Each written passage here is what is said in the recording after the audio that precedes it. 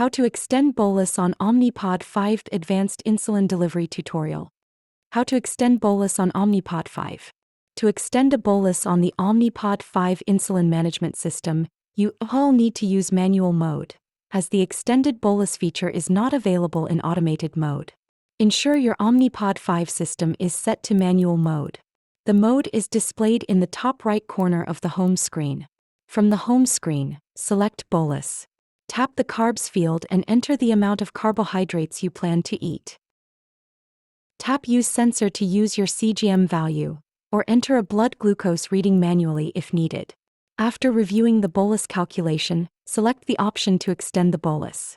Choose the percentage or units of the meal bolus to be delivered immediately. Set the duration over which the remaining insulin will be delivered, up to 2 hours. Review your entries and tap Confirm. Tap Start to begin insulin delivery. The home screen will display the progress of the extended bolus. You can cancel the remaining portion if needed. Additional tips: training required. Complete Omnipod 5 training with your healthcare provider before using advanced features. Meal timing.